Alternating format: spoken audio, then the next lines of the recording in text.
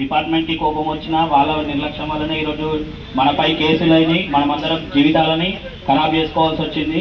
ఈసారి ఇప్పుడు వచ్చిన ఆఫీసర్లన్నా మెదక్ శాంతి భద్రతలను కాపాడతారని 100% నేను కోరుకుంటున్నాను.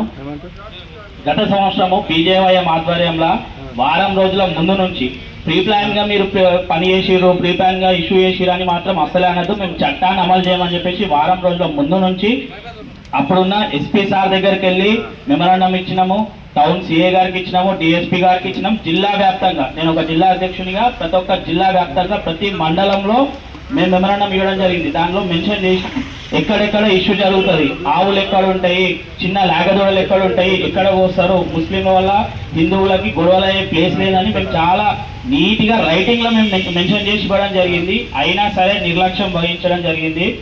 ఆ రోజు జరిగిన ఇష్యూలో ఒక్క పొద్దుగల 9 గంటలకి 9:30కి మేము వెళ్ళడం జరిగింది. ఫస్ట్ మామూలు చూసింది 9 గంటలకి, మేము అక్కడికి వెళ్ళేసరికి మాకు అర్ధగంట పట్టింది.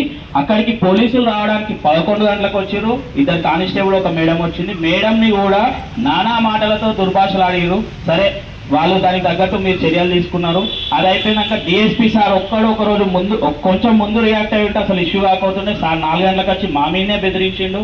ఎస్పీ సార్కి నేనే డైరెక్ట్ 2 సార్లు ఫోన్ చేసిన. అదంతా జరగడం వల్లనే ఆ రోజు గొడవ అనేది జరిగింది. కాబట్టి ఈసారి మీరు స్పాట్లో మాకు రియాక్ట్ అవుతారు. ఇదే విధంగా ఈ 10 రోజులు మీరు మాకు రియాక్ట్ అయితే ఖచ్చితంగా మెదక్లో ఎలాంటి అల్లర్లు జరగవు. ముఖ్యంగా మనం ఒక చిన్న విషయం ఏంటి అంటే హిందువులందరం గోరక్షకులందరం చట్టాన్ని అమలు చేయమని మాత్రమే కొట్లాడుతున్నాం. రాజ్యాంగంలో ఉన్న చట్టాన్ని అమలు చేయమని కొట్లాడుతున్నాం తప్ప వాళ్ళ లెక్క చట్టానికి బయటకు వచ్చి మేము కొట్లాడతలేం. కానీ ఎవరు ఇబ్బంది పడుతున్నారు అంటే మళ్ళీ లాస్ట్కి మేమే ఇబ్బంది పడుతున్నాం, మేమే జైళ్ళకి పోతున్నాం. ఇదొక్కటి మీరు చిన్న సూచన మీరు గమనించాలి.